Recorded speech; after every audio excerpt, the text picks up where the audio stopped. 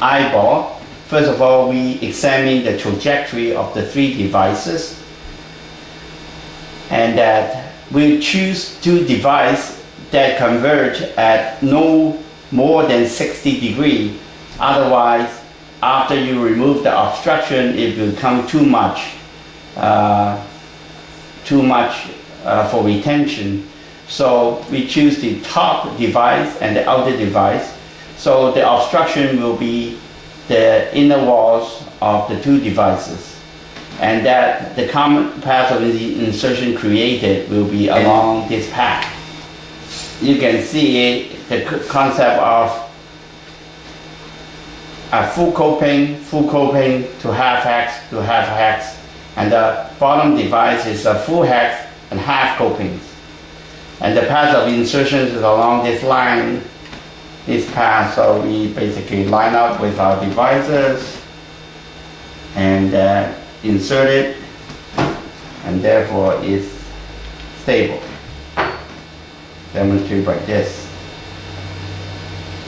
Okay, this is how we attach the left eyeballs to Dr. Evo's.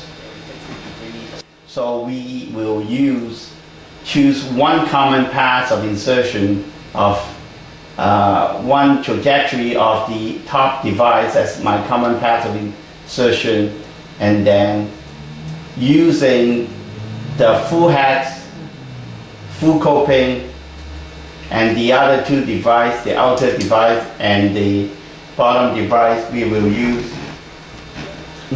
then remove the inside coping, turn it into a half coping, because they are both full hexes, and the path of insertion will be like this.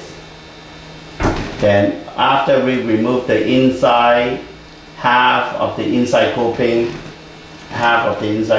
will be able to attack Dr. Evo's right eyeball.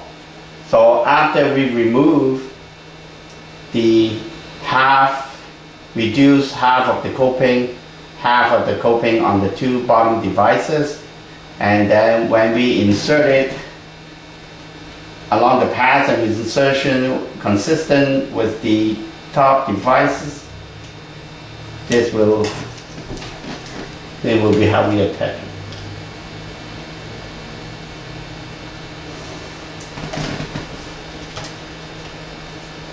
So once you secure it with a retaining screw, then this one will not.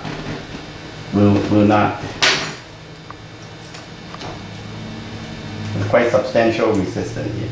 So this is how we help Dr. Evo to get his right eyeball back.